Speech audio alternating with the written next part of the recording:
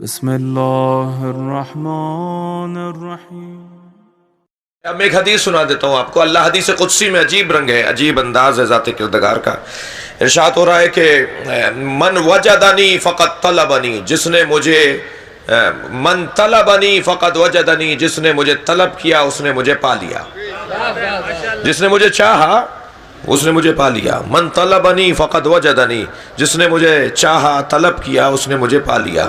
ومن وجدنی فقط عرفنی، اور جس نے مجھے پا لیا اس نے مجھے پہچان لیا۔ ومن عرفنی فقط عشقنی، اور جس نے مجھے پہچان لیا اس نے مجھ سے عشق کیا۔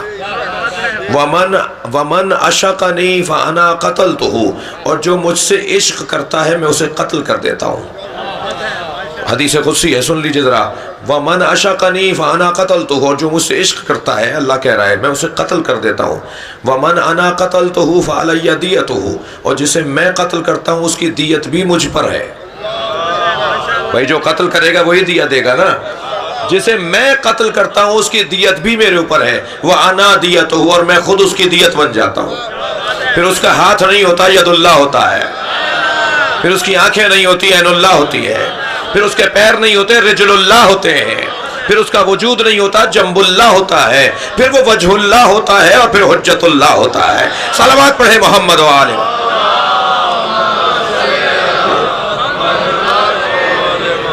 وہ عشق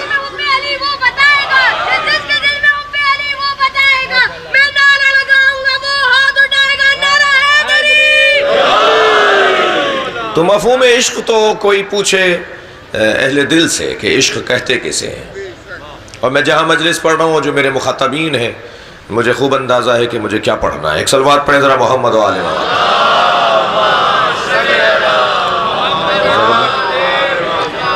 یہ جو محبت ہے نا، محبت یہ المحبت حب الشیء یعمی و یعتم، کسی شے سے محبت اندھا اور بہرا کر دیتی ہے۔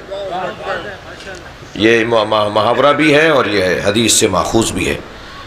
اس کو عربی بعض احادیث کو محاورات میں یعنی روزمرہ کی گفتگو میں محاورہ کہتے ہیں، عربی میں روزمرہ کی گفتگو میں جو جملے استعمال کیے جاتے ہیں، تو اسے محاورے کے طور پر بھی استعمال کیا جاتا ہے کہ کسی شے سے محبت اسے اندھا اور بہرا کر دیتی ہے۔ تو جب محبت اندھا اور بہرا کرتی ہے تو بہتر نہیں ہے کہ محبوب وہ ہو جس پہ اندھا ہونا جائز ہے، محبوب وہ ہو کہ جس پہ بہرا ہونا جائز ہے۔ بھائی اسی سے محبت ہو جس کے لیے اندھا ہونا جائز ہے، اس کے نام پر آنکھیں بند ہو جائیں تو پھر اندھیرا نظر نہ آئے بلکہ نور نظر آئے، جس کی وجہ سے اگر کان بند ہو رہے ہیں تو پھر کوئی بات سمجھ میں نہ آ رہی ہو، سنائی نہ دے رہی ہو مگر اس کی بات سمجھ میں آ رہی ہو۔